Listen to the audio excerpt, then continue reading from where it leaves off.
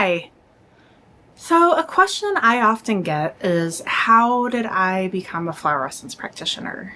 Flower essences are not a super widely used healing modality in the US. Some holistic practitioners kind of use them to augment other work, but I'm sort of a rare person who works almost entirely with flower essences. So, I thought today would be a great day to kind of tell the story of how that happened because it's actually kind of an interesting story. So I just thought that I would share. So I'm Shara Denny, and this is the story of how I became a flower essence practitioner. So it all started back in herb school. So I went to an herb school called the Rocky Mountain Center for Botanical Studies, which used to be in Boulder, Colorado. It's since morphed into a different school, but it's still a great school. But it was a 3-year long clinical program, full-time, school to learn how to be a clinical herbalist. So that's my title. And it was definitely, we went on herb walks and, did things like that, did some communing with the earth, but it was definitely a very clinical program. We were being trained to be practitioners. We did a year-long clinical program with Paul Bergner, who's a very well-known herbalist, very well-respected. So lucky to have been able to study under him. So during our clinical year, we were required to do a pretty short little internship just with a herbal practitioner of some sort. I think it was 40 hours or something. It was just some little kind of side project thing. So I chose to do mine with my flower essence teacher, not because I had any draw towards flower essences, but just because I loved her. She actually married me. I mean, she didn't marry me, but she married me and my ex-husband. So, hey Zita. So what the internship entailed was getting together on Saturday mornings and discussing case studies, and we had projects and things like that. It was me and a couple of my classmates, so I went through that. I really thought that flower essences were just the most ridiculous thing ever. Keep in mind clinical training, and we're talking about vibrational medicine of flowers soaked in bowls under the sunlight or the moonlight, or it was really way out there stuff for me. And it still kind of is. So I finished this internship, have no intention of ever touching another flower essence. I go about my merry way, start my practice. So about 2 years after I graduated from herb school, my then husband and I had moved down to closer to the Denver area. I had started my practice. We were really busy and, kind of going about life. I was gleefully not thinking about flower essences at all. And one day I had to go to the bank. I had to just go deposit some checks in the bank. And one of the bank tellers I had become friendly with over the years. I'd been, banking there for a couple of years, and we had just, kind of become friends in a sense. So this particular day when I had to go do some banking, I walked into the bank and it was just the weirdest, most tense just vibe in the bank. You could just, when I walked in, I could just tell that something was wrong.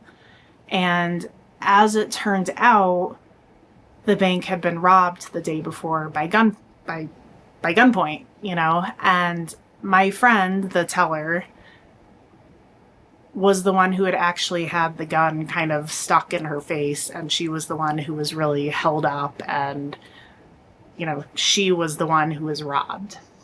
And so she was just in absolute shock. I mean, I cannot even believe that, I won't name the bank, but I cannot believe the bank even allowed her to come to work this day, because she just was shaky and pale and terrified and traumatized. You know, she really, truly was just in shock. She belonged at home drinking a hot cup of tea, not sitting behind a counter being a bank teller that day. And so we kind of talked for a little while, and I really wanted to help her, but I just, you know, what do you do in a situation like that? And I finally got the idea that I was going to go make her a flower essence. And I didn't actually own any flower essences. One of my really good friends was staying with me for a while, who I had gone to herb school with, and she owned a bunch of flower essences. And so I told my friend, I was like, okay, I'll be back in a little while. And I went home and I took out the flower essences, and I had been taught by Zita in our flower essence classes to use a pendulum and do what's called dowsing to pick the flower essences, which is an intuitive practice. And so I sat down with the boxes of flower essences. She had maybe 20 or 30 of them. Sat down, I'm doing the dowsing, and I start picking essences, and I'm just kind of blown away by this, because all of the essences that I'm choosing are for, I can't remember exactly which ones they were, but they were for things like returning to your body after you've been in danger, feeling safe after a traumatic experience. You know, it was all just so spot on with what had happened to this woman. And so I mixed her up a bottle, I take it back to the bank, and I was super embarrassed to tell her what it was. So when she asked me, she knew I was an herbalist because I did my business banking there.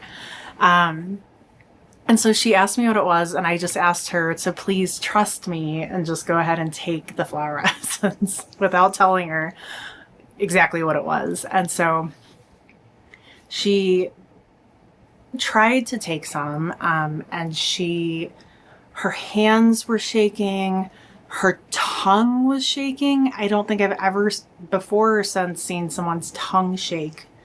You know, she just was such a mess. And so she finally got a few drops in her mouth. And to this day, you know, this is 15 years later, this is 2020, so this is 15 years later. This was one of the most profound, shocking experiences of my entire life. She took the drops, and within maybe, I'm gonna be generous and say 5 seconds, all of her color came back, her shoulders sank down, her eyes cleared up, you know, she stopped shaking. I mean, it was crazy. It was crazy what happened. And all of the other tellers were sitting there watching, and everyone, all of us were just like, because it was such just a pronounced difference of how she had been just seconds before. And I will never forget, she was looking down and she looked up at me and she was like, what was that? And I was just kind of so freaked out that I just sort of took off. I'm sure I said goodbye, but in my memory, I just kind of ran. So I'm sure that's not what really happened. But so anyway, a couple of days later, I had sort of had some time to process this experience. And so I went back to the bank just to check on her, I think. I don't even know if I had any banking to do. And I remember I walked in and she was like, Sheris, what was that? And so I sort of was backed into a corner and had to tell her that it was the hippie flower water. And I remember she said to me, you know, every time that I felt bad, she had taken the whole bottle, which won't hurt you, but that's not how you're supposed to take them. But she had taken the whole bottle by this time. But she said to me, you know, every time that I felt scared, I took a little bit more of the drops and they made me feel better. And by the time I got there a few days later, she told me that she felt like she had truly like processed her experience, and she felt fine. Like she didn't feel scared anymore. And you know, I've had some pretty exciting, interesting experiences with clients and people with flower essences, but this experience was just so exaggerated that I feel that it was very clearly the universe just kind of telling me what I was supposed to be doing. It was like, hey, Sheris, like, you're a flower essence practitioner. And I may be a little dense sometimes, but I can definitely catch a hint. And I got that hint. And so I started using flower essences more and more with my clients. And as the years went by, I started to notice, a real connection between the physical symptoms that people were presenting with and the emotions that they were having. And, this was a new concept to me. This was 15 years ago or so. But I sort of noticed that I started talking more and more to my clients about their emotional lives and their trauma histories and things like that. And so I went back to school and got my counseling degree. And so now, at this point in time, my work is just this interesting combination of sort of traditional mental health care kind of stuff and the woo-wooist of woo-wooey healing modalities.